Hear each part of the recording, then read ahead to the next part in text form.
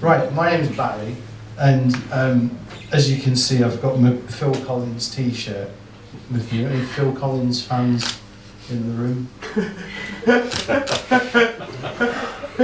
It's very difficult for me to see because my glasses are foggy. We've got any Phil Collins fans in the room? Just me then. So, amongst other things, I have a series of jobs, as we all have done, usually one after the other. I just have to have them at the same time.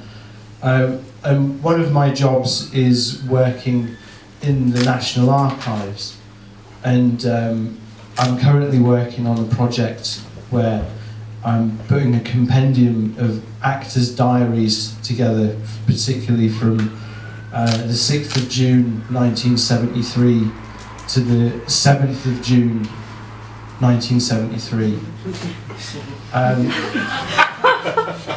And it's quite interesting actually, because it goes into the lives of these people that we may have seen casually strolling across the background in an old episode of Prisoner Cell Block H with Sweeney. The real giants of network television, particularly the serialised kind. And I thought it would be interesting to put together this book that detailed what they got up to when they weren't on the screen. So I've brought an excerpt with me this evening. This didn't happen to me, it happened to someone else who I can't name. But it does involve a certain Mr. Noel Edmonds. Have we got any Noel Edmonds fans in there? Yes. Isn't he strangely ageless?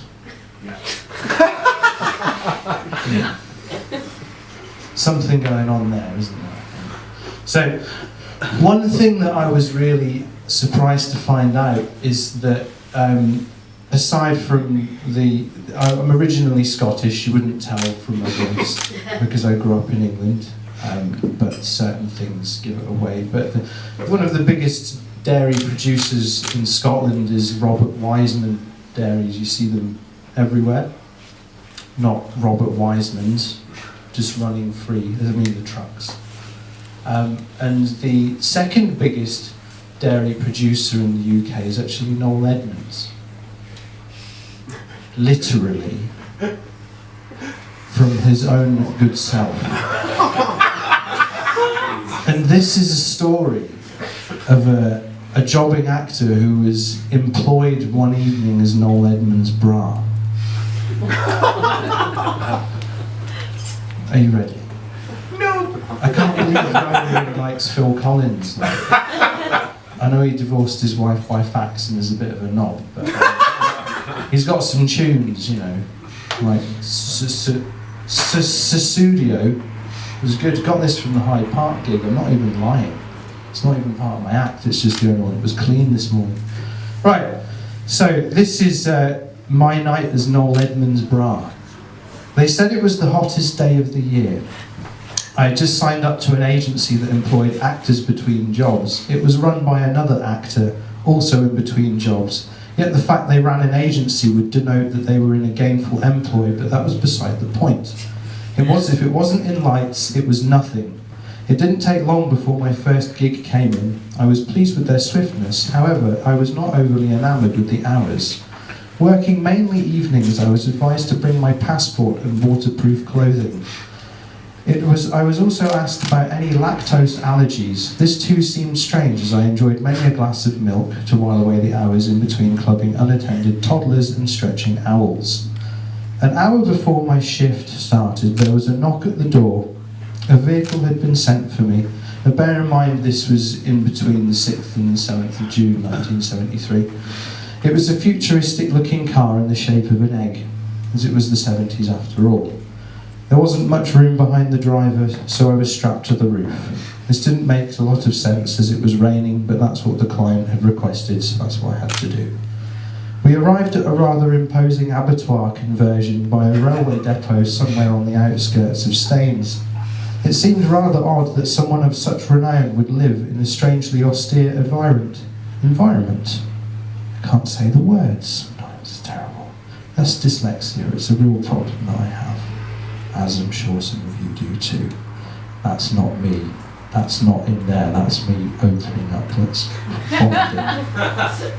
I'm a man, I can be vulnerable, it's okay. So, back to the story. I was led down the steps into the living area. The decor could be described as Spartan at best, in that gladiatorial weaponry hung against amid a sea of angling trophies. A red light dimly shone at the end of the room, next to an on-air sign. I peered through the glass and saw him in all of his glory, Noel Edmonds, hosting an educational journey through West English railway embankments. He was a vision in his audacious knitwear. Edmonds, forever ageless, groomed within an inch of sanity as he slipped into a higher gear when discussing the impact of the beaching cuts on local branch lines and subsequent impact on the regeneration of wildlife.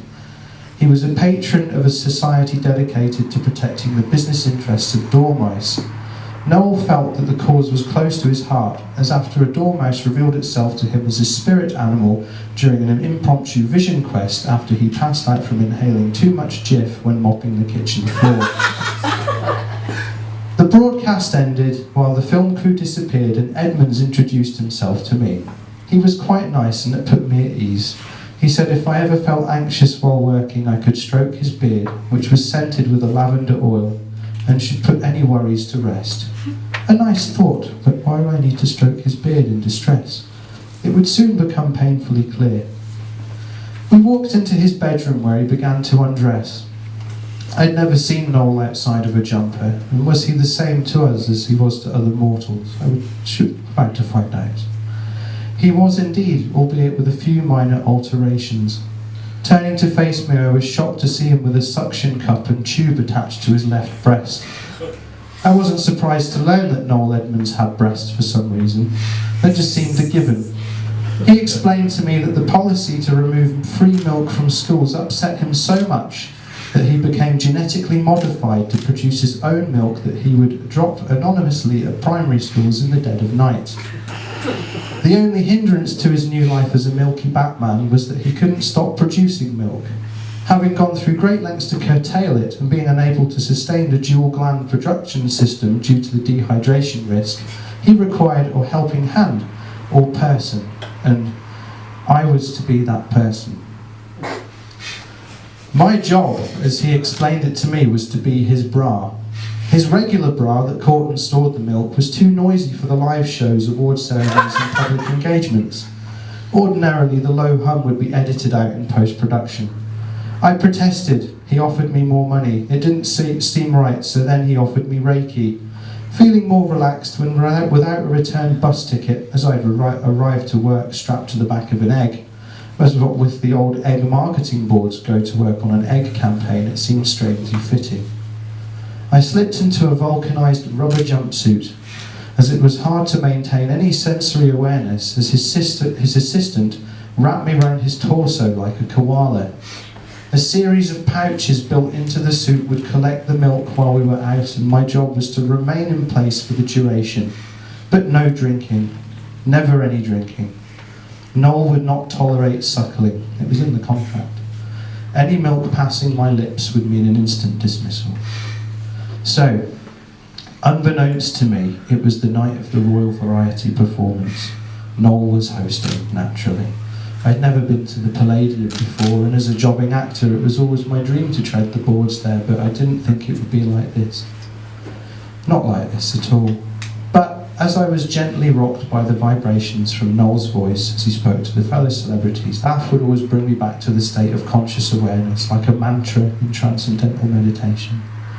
And it was really hard to be truly relaxed as the steadily increasing volume of milk was sloshing around everywhere, making it quite difficult for me to breathe. As the evening progressed, the heat became unbearable, not to mention the weight. At this point, it would look as if Noel was rapidly gaining weight, but luckily for him, it was under express direction that he wore one of his signature jumpers that would both dazzle and confuse. And unbeknownst to the public, Noel was a skilled practitioner in the dark arts, and he had his jumper weaved in such a way that it would somehow distort the visual perception of onlookers, bending space-time around his torso and enable him to wander around with his human bra unnoticed. Tonight, however, that would all end. It was midway through the duet between Shirley Bassey and William Shatner performing Elton John's hit "Don't Let the Sun Go Down on Me." That would be a bit rash, wouldn't it, if the sun went down on you? I wouldn't like that either. Noel was moved by the performance that he edged onto the stage and was clapping along with reckless abandon. As the song reached its crescendo, something unfortunate happened. So when he raised his hands to clap a final time, the combination of the summer heat, my sweat, and the weight of the milk suit spelt disaster. I detached from Noel like a dead weight and hit the floor with some force, covering Dame Shirley in Noel's finest. Shatner was aghast, the audience was sickened, and the Queen was definitely not amused. Noel screamed in shock and acted as if he had no clue as to how this had happened. People liked Noel, they trusted him. And his carting about of a naked milk-lined man in a rubber suit might harm his family-friendly image. He screamed for the guards and pointed to me, yet no one noticed the lactation marks on his chest. No one. I was hauled off by security before I could regain any sense of where I was and what I was doing. They ripped me out of the suit with cries of "fucking wrong one," "pervert," "hand towel," before leaving me by the side of the road to fend for myself. I heard from Noel a few days later when a package arrived containing my belongings and a signed copy of War and Peace with a note, which I found it strange because Noel didn't write that book.